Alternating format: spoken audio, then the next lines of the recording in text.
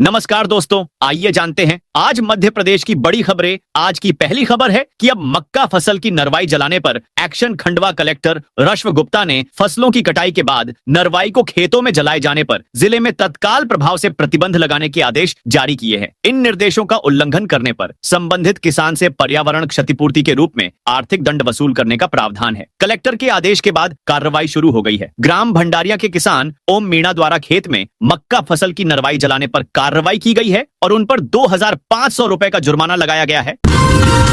बालाघाट में समर्थन मूल्य पर 1 दिसंबर से धान खरीदी संभव। बालाघाट जिले में समर्थन मूल्य पर 1 दिसंबर से धान खरीदी शुरू होने की संभावना है। जिले में 1,30,038 किसानों ने धान बिक्री के लिए पंजीयन कराया है। इन किसानों का कुल धान रकबा 1,76,918 हेक्टेयर है। कृषि विभाग ने इस बार जिले में 6 लाख हेक्टेयर मीट्रिक टन धान खरीदी का लक्ष्य रखा है। हालांकि खरीदी की आधिकारिक तिथि अभी घोषित नहीं हुई है, लेकिन 1 दिसंबर से इसके शुरू होने की संभावना है। कलेक्टर मृणाल मीणा ने खरीदी केंद्रों पर सुविधाओं के सत्यापन के निर्देश दिए हैं। उज्जैन में 10 महीने पहले तोड़ी गई तकिया मस्जिद को दोबारा बनवाने की अपील सुप्रीम कोर्ट ने की खारिज। 10 महीने पहले तोड़ी गई तकिया मस्जिद को दोबारा बनवाने की अपील शुक्रवार को सुप्रीम कोर्ट ने खारिज कर दी। कोर्ट ने प्रशासन के हक में फैसला सुनाया। ऐसे में अब चिह्नित जमीन पर प्रस्तावित महाकाल धर्मशाला, रोपवे बोर्डिंग स्टेशन या मल्टी लेवल पार्किंग जैसी योजनाएं तेजी से आकार ले सकेंगी। नगर निगम आयुक्त अभिलाष मिश्रा ने कहा कि अब कोई बाधा नहीं, शीघ्र ही प्रस्तावित योजनाएं धरातल पर आकार लेंगी। मालूम हो कि महाकाल मंदिर क्षेत्र के नव विस्तारित क्षेत्र श्री महाकाल महालोक परिसर में जन सुविधाएं बढ़ाने के लिए प्रशासन ने इसी वर्ष 11 जनवरी 2025 को शक्तिपथ से सटे बड़ा रुद्रसागर के सामने स्थित 2.135 हेक्टेयर जमीन वहां बने 250 आवासों और तकिया मस्जिद को ढाया था। वोट चोर गद्दी छोड़, विपक्ष ने फिर की बीजेपी को घेरने की तैयारी। मध्य प्रदेश कांग्रेस कार्यालय में आज शनिवार को पार्टी ने प्रेस कॉन्फ्रेंस का आयोजन किया है। वोट चोर गद्दी छोड़ विषय पर आयोजित इस कॉन्फ्रेंस में विपक्ष केंद्र और राज्य में बीजेपी की सरकार पर भ्रष्टाचार और जनादेश चोरी जैसे मुद्दों पर जमकर हमला शुरू कर दिया है। बता दें कि पूर्व मुख्यमंत्री दिग्विजय सिंह और कांग्रेस प्रदेश अध्यक्ष जीतू पटवारी के साथ ही नेता प्रतिपक्ष उमंग सिंघार के साथ ही अन्य नेता इस कॉन्फ्रेंस में शामिल हुए हैं। 1 जनवरी से फ्रीज रहेंगी जिले, तहसील और गांवों की सीमाएं। जनगणना 2027 के पहले चरण के पूर्व परीक्षण या प्री टेस्ट 10 से 30 नवंबर 2025 तक किया जाएगा। इस दौरान चयनित क्षेत्रों में मकान सूचीकरण और मकानों की गणना का काम किया जाएगा। इसके पहले 7 नवंबर तक स्वगणना दर्ज करने का भी विकल्प रहेगा। इसके लिए प्रदेश के 3 जिलों ग्वालियर, रतलाम और सिवनी का चयन किया गया है। इसमें खास तौर पर सघन आबादी, वन क्षेत्र और आदिवासी आबादी वाले जिलों को आधार बनाया गया है। इस प्री टेस्ट गणना के दौरान फील्ड में आने वाले चुनौतियों और समस्याओं के आधार पर एक रिपोर्ट बनाई जाएगी जो केंद्रीय गृह मंत्रालय को भेजी जाएगी। 300 करोड़ बिजली बिल पेनल्टी होगी माफ। समाधान योजना से बिजली कंपनी ने बड़े बकायादार उपभोक्ताओं को सरचार्ज में बड़ी राहत, सरचार्ज रिलीफ दी है। इस योजना से भिंड जिले के 2,25,000 उपभोक्ताओं को लाभ मिलेगा, जिन्हें पेनल्टी में 300 करोड़ रुपए की छूट दी जाएगी। 1 नवंबर से बिजली कंपनी के कार्यालयों में उपभोक्ता छूट का लाभ लेने पहुंच रहे हैं। 4 दिन में 150 बकायादारों ने 50 लाख से अधिक की राशि जमा कर बिल से छुटकारा पा लिया है। एसआईआर शुरू नहीं करने वाले 2 कर्मचारी सस्पेंड। गुना जिले में विशेष गहन पुनरीक्षण यानी एसआईआर के काम में लापरवाही बरतने पर एक माध्यमिक शिक्षक और एक सहायक राजस्व निरीक्षक को निलंबित कर दिया गया। दोनों अधिकारियों ने बीएलओ के तौर पर अपना काम शुरू नहीं किया था और मोबाइल भी बंद रखा था। अपर कलेक्टर अखिलेश जैन ने निलंबन का आदेश जारी किया। इन कर्मचारियों की नियुक्ति एसआईआर कार्य के लिए बीएलओ के रूप में की गई थी, लेकिन इन्होंने काम में रुचि नहीं दिखाई। माध्यमिक शिक्षक ब्रजेश कुमार खरे को विधानसभा क्षेत्र 29 गुना के मतदान केंद्र क्रमांक 5 पिपरोदा खुर्द पर बीएलओ बनाया गया था। इसी तरह सहायक राजस्व निरीक्षक रमेश सिंघाड़ को मतदान केंद्र क्रमांक 156 गुना पर बीएलओ की जिम्मेदारी दी गई थी।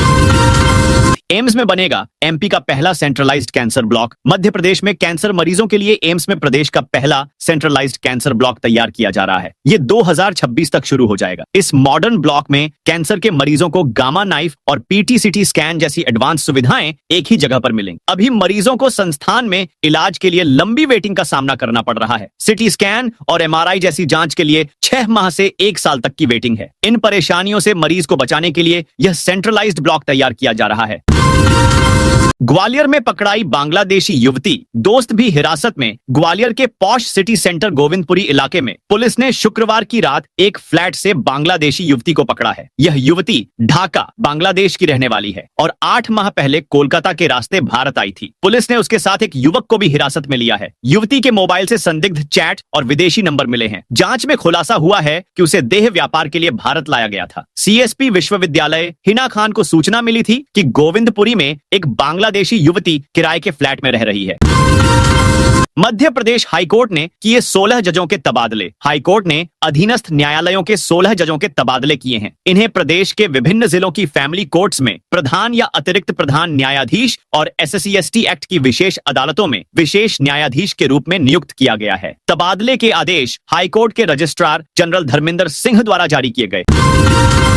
लाडली बहना के खाते में आएंगे 1500 रुपए। मध्य प्रदेश की 1 करोड़ रुपए 2250 रुपए के स्थान पर 1500 रुपए प्रतिमाह राशि दी जाएगी। याद हो कि पिछले महीने ही मुख्यमंत्री मोहन यादव ने ऐलान किया था कि नवंबर माह से लाडली बहनों के बैंक खातों में योजना के 1500 रुपए ट्रांसफर किए जाएंगे। फिलहाल 30वीं किस्त पर नया अपडेट सामने आया है। राशि वितरण की संभावित तारीख सामने आई है। मोहन सरकार महीने की लगभग 12 तारीख तक लाडली बहना योजना के तहत योजना की पात्र महिलाओं के बैंक खाते में पैसे ट्रांसफर कर देते हैं। सामने आए अपडेट के अनुसार उम्मीद जताई जा रही है कि इस बार भी 12 नवंबर को लाडली बहना योजना की 30वीं किस्त जारी की जा सकती है। मुख्यमंत्री मोहन सिंगल क्लिक में प्रदेश की 1 करोड़ 26 लाख लाडली बहनों के खातों में राशि ट्रांसफर करेंगे। मध्य प्रदेश के 39 आयुर्वेद मेडिकल कॉलेजों को मिली मान्यता। भारतीय चिकित्सा पद्धति राष्ट्रीय आयोग NCISM ने सत्र 2025 से 26 के लिए देश भर के 565 आयुर्वेद मेडिकल कॉलेजों को मान्यता प्रदान कर दी है। वहीं मध्य प्रदेश में 39 कॉलेजों को मान्यता प्रदान कर दी गई है। मान्यता प्राप्त कॉलेजों में इस वर्ष शुरू हुए 29 नए आयुर्वेद कॉलेज भी शामिल हैं। हालांकि देश के 18 कॉलेजों की मान्यता पर रोक लगा दी गई है, जिनमें उत्तर प्रदेश के 7 और राजस्थान का 1 कॉलेज शामिल है। फिर खुली महाकाल गबन कांड की फाइल। देश भर में चर्चित उज्जैन महाकाल मंदिर में भक्तों के साथ फ्रॉड का खुलासा दिसंबर 2024 में हुआ था। उस समय बच निकले तत्कालीन अधिकारी और कर्मचारियों पर शिकंजा कसने को पुलिस ने केस की फाइल फिर खोली है। झांत रहे पुलिस ने मंदिर कर्मचारी, सिक्योरिटी गार्ड और मीडिया कर्मियों सहित 14 आरोपियों के खिलाफ केस दर्ज किए। भक्तों को नजदीक से दर्शन के नाम पर करोड़ों की धोखाधड़ी के आरोप लगे हैं। भक्तों से फ्रॉड के मामले फिर शुरू हुई जांच में वे अधिकारी और कर्मचारी दायरे में है जो गबन कांड के दौरान कार्यरत थे। इनके कुछ सबूत मंदिर प्रशासन को मिले हैं। इनके आधार पर जांच शुरू हो गई। साथ ही आगे इस तरह की गतिविधियां न हो, इसके लिए पुलिस और प्रशासन नए कर्मचारियों व पूर्व में बनाए गए आरोपियों की गतिविधियों पर नजर रख रही है। वहीं शनिवार से कोर्ट में केस की ट्रायल भी शुरू होने जा रही है।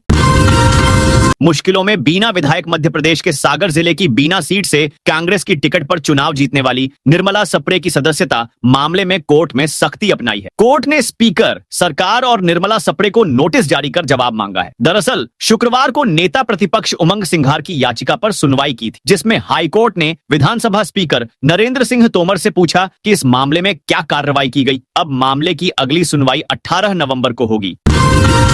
सड़क चौड़ीकरण। 4 लेन रोड में तब्दील होगा स्टेट हाईवे। DPR तैयार। रायसेन जिले के लोगों के लिए राहत की खबर है। विदिशा बाईपास से रायसेन होते हुए भोपाल पहुंचने के लिए 4 लेन बनाया जाएगा। 30 अक्टूबर को सांसद खेल महोत्सव के शुभारंभ कार्यक्रम में विदिशा आए केंद्रीय कृषि मंत्री और क्षेत्रीय सांसद शिवराज सिंह चौहान ने मंच पर मौजूद CM डॉ मोहन यादव से भोपाल से सलामतपुर, सांची होते हुए विदिशा तक स्टेट हाईवे 18 को 4 लेन बनाने की मांग की थी। इस पर CM ने 4 लेन की घोषणा करते हुए मौके पर ही अधिकारियों को कार्रवाई शुरू करने के निर्देश दिए थे, जिस पर अब तेजी से काम शुरू हो गया है। भावांतर योजना। सोयाबीन का 4020 रुपए मॉडल। भाव तय। खंडवा सरकार ने सोयाबीन भावांतर भुगतान योजना 2025 का प्रदेश स्तरीय मॉडल भाव शुक्रवार को तय कर दिया। मंडियों में सुबह मॉडल 4020 रुपए प्रति क्विंटल प्रदर्शित किया गया। भावांतर योजना में 24 अक्टूबर से 7 नवंबर तक योजना के अंतर्गत उपज बेचने वाले पंजीकृत किसानों को 5.91 करोड़ रुपए भावांतर राशि का भुगतान होगा। मंडी बोर्ड ने कहा है कि योजना के तहत उपज बेचने वाले किसानों का मंडियों में भुगतान पत्रक प्रविष्टि का सत्यापन 9 नवंबर नवंबर तक पूरा करें। फूड फैक्ट्री से बदलेगी एमपी की इस जिले की तस्वीर। बड़वानी जिले में उद्यानिकी विभाग द्वारा संचालित प्रधानमंत्री सूक्ष्म खाद्य उद्योग उन्नयन योजना के तहत अब तक 280 से अधिक फूड प्रोसेसिंग यूनिटें स्थापित हो चुकी हैं। वर्ष 2025 में प्राप्त करीब 200 आवेदनों में से 111 को स्वीकृति दी गई है और जल्द ही नए हितग्राही यूनिट स्थापित करेंगे। इस योजना के अभी भी आवेदन लिए जा रहे हैं। उद्यानिकी विभाग के अनुसार जिले में केले, मक्का, मटर, अदरक, हल्दी, मिर्च जैसे उत्पादों की बड़ी मात्रा में खेती होती है, किंतु प्रसंस्करण की पर्याप्त सुविधाएं न होने से किसानों को उत्पाद बाहरी व्यापारियों को कम कीमत पर बेचने मजबूर होना पड़ता है। इस योजना के तहत किसान स्वयं या किराए की भूमि पर अत्याधुनिक प्रोसेसिंग यूनिट स्थापित कर फसल को वैल्यू एडेड उत्पादों में परिवर्तित कर सकते हैं। इन यूनिटों पर लगभग 35% सब्सिडी का प्रावधान है। यहां दौड़ेंगी 195 इलेक्ट्रिक बसें। राजधानी भोपाल में प्रधानमंत्री ई बस सेवा योजना के तहत 195 इलेक्ट्रिक बसों के संचालन की दिशा में तेजी से काम शुरू हो गया है। इसके लिए कस्तूरबा नगर और संत हिरदाराम नगर, बैरागढ़ में अत्याधुनिक बस डिपो का निर्माण अंतिम चरण में है। Bhopal city link limited BCLL को पहले चरण में 100 बसें मिली हैं, जबकि RSVP योजना के तहत 95 अतिरिक्त बसों की भी स्वीकृति मिल चुकी है। इस तरह शहर के बेड़े में जल्द ही कुल 195 नई इलेक्ट्रिक बसें शामिल होंगी।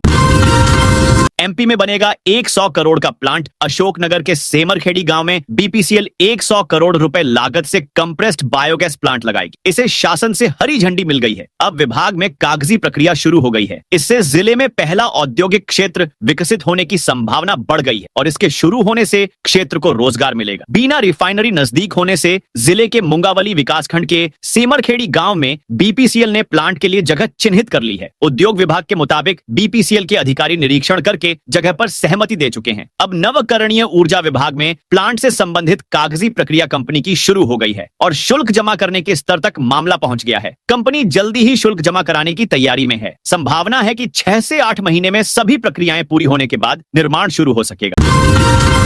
एमपी के लाखों पेंशनर्स के लिए बड़ी खुशखबरी। हाईकोर्ट से पेंशनरों को राहत मिली है। हाईकोर्ट ने इंदौर बेंच के आदेश के अनुरूप पेंशनर्स को 6वें वेतनमान के शेष 32 माह का 6% ब्याज के साथ भुगतान करने के निर्देश दिए। दरअसल इंदौर बेंच ने 15 अप्रैल 2024 को इस मामले में फैसला दिया था। इसके बाद सरकार ने युगल पीठ के समक्ष अपील पेश की थी। हाई कोर्ट से अपील निरस्त होने के बाद सरकार ने सुप्रीम कोर्ट में विशेष अनुमति याचिका दायर की है, जो कि लंबित है।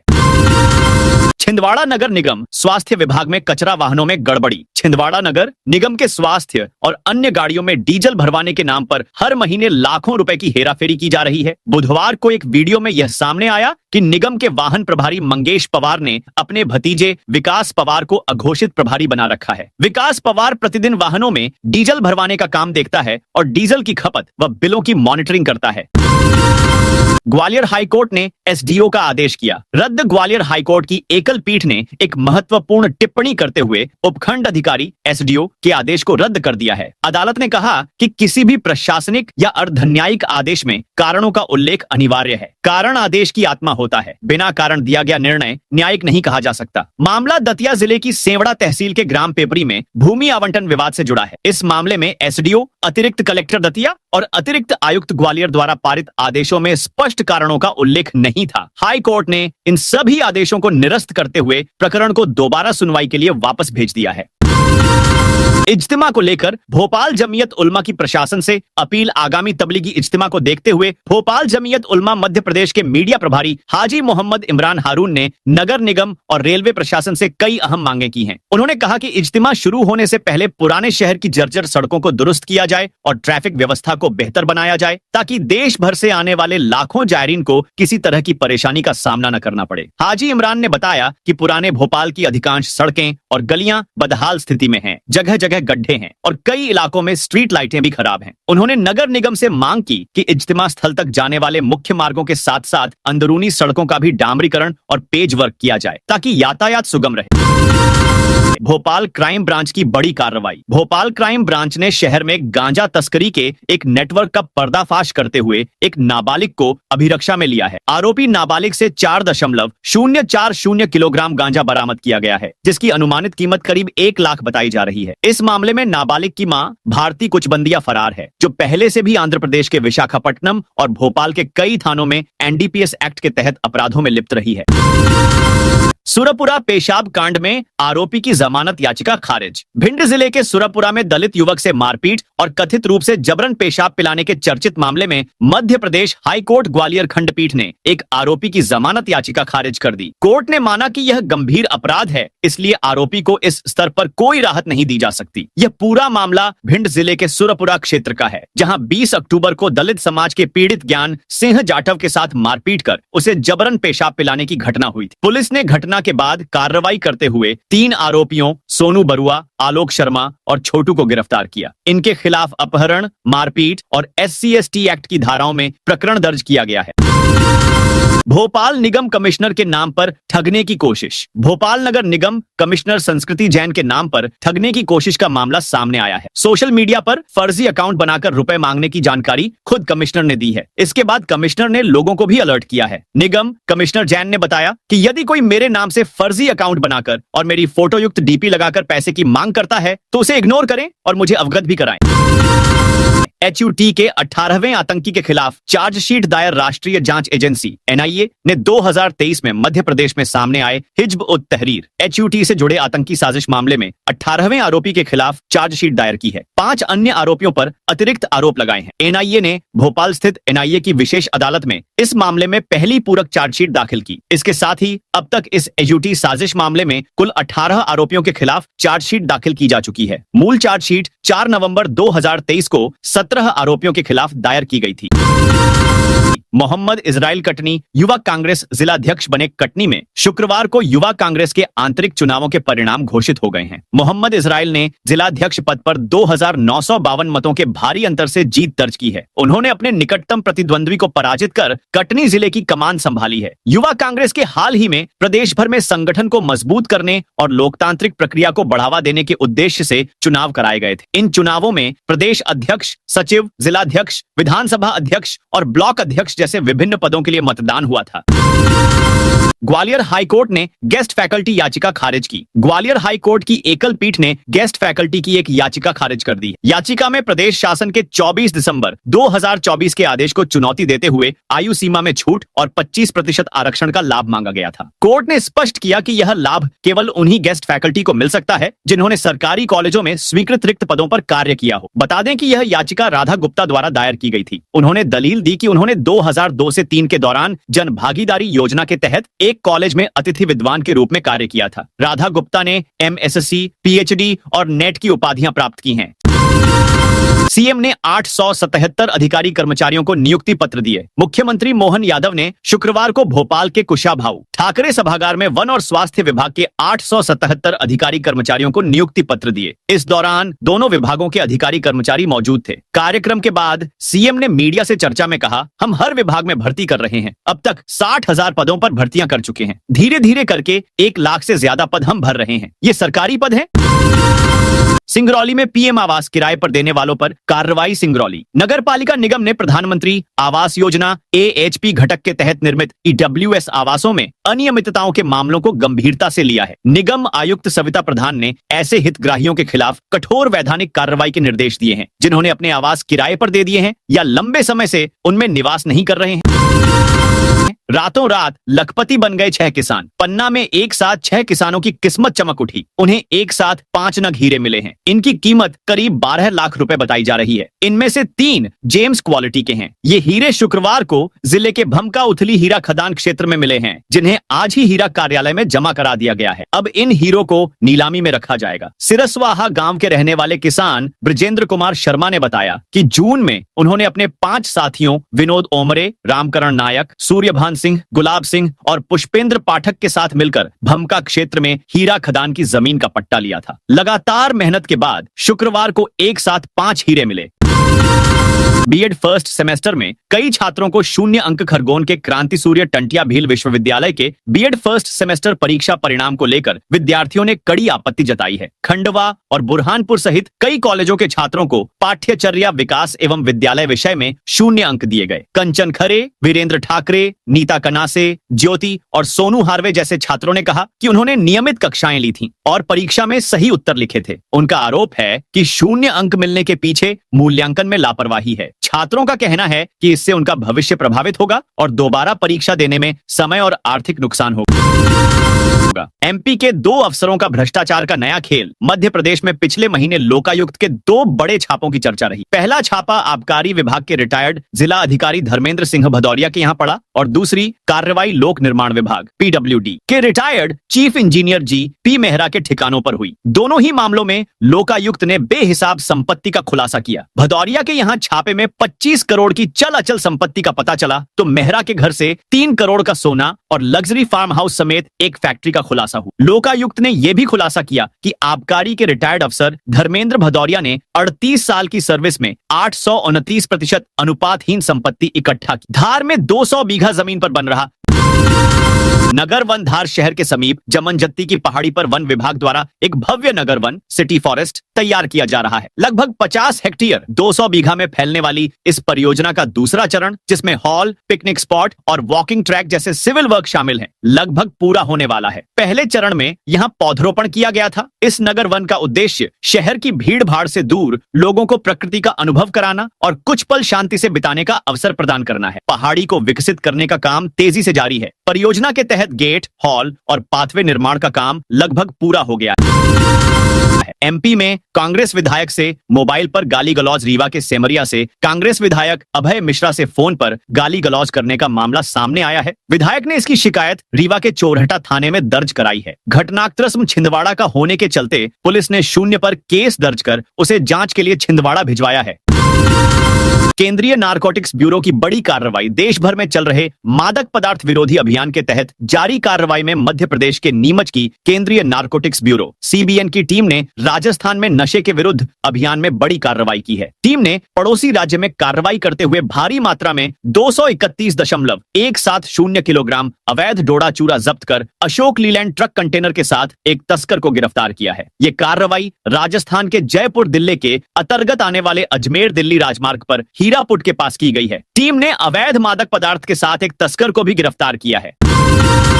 नगर निगम की मदद से 54 लाख का विज्ञापन घोटाला। नगर निगम के भ्रष्ट तंत्र की मदद से दीपक एडवर्टाइजर के संचालक दीपक जेठवानी ने 54 लाख रुपए का घोटाला किया। विज्ञापन की निविदा होने के बाद अनुबंध में फर्जीवाड़ा कर दो शर्तें खुद को लाभ पहुंचाने के लिए जोड़ी गईं। विज्ञापन का ठेका शौचालय के लिए मिला, लेकिन इसमें फर्जीवाड़ा करते हुए मूत्रालयों को भी शामिल कर लिया गया। फर्जीवाड़ा कर 54 लाख रुपए का गबन किया गया। जब इसकी शिकायत यूडब्ल्यू के पास पहुंची तो जांच की गई। जांच में गबन की पुष्टि होने के बाद इस मामले में नगर निगम के अधिकारियों, विज्ञापन एजेंसी संचालक सहित 8 लोगों पर धोखाधड़ी, कूटरचित दस्तावेज तैयार करने सहित अन्य धाराओं में एफआईआर दर्ज की गई है। प्रदेश में इतने दिनों तक बारिश की कोई संभावना नहीं। प्रदेश में उत्तर पश्चिमी हवाओं के असर से ठंड का प्रभाव धीरे धीरे बढ़ने लगा है। इन हवाओं की दिशा उत्तर भारत से होते हुए मध्य भारत और मालवा क्षेत्र तक पहुंच रही है, जिससे प्रदेश के पश्चिमी हिस्सों विशेषकर ग्वालियर और चंबल संभाग में ठिठुरन बढ़ गई है। शुक्रवार को ग्वालियर का अधिकतम तापमान 4.5 डिग्री गिरकर 26.7 डिग्री सेल्सियस दर्ज किया गया, जबकि न्यूनतम तापमान में 3.5 डिग्री की गिरावट के साथ यह 11.3 डिग्री सेल्सियस रहा। यह तापमान प्रदेश के अन्य शहरों की तुलना में सबसे कम रहा। मौसम केंद्र के अनुसार फिलहाल प्रदेश के मौसम को प्रभावित करने वाला कोई मजबूत सिस्टम सक्रिय नहीं है। आसमान साफ है और नमी की मात्रा कम बनी हुई है। ऐसे मौसम को फेयर वेदर कहा जाता है। आने वाले 5 से 6 दिनों तक प्रदेश में मौसम इसी तरह शुष्क और साफ रहने की संभावना है, जिससे तापमान में और गिरावट हो सकती है। तो दोस्तों, ये थी आज मध्य प्रदेश की बड़ी खबरें। आप इस वीडियो को कौन से जिले से देख रहे हैं, उस जिले का नाम जरूर बताइए।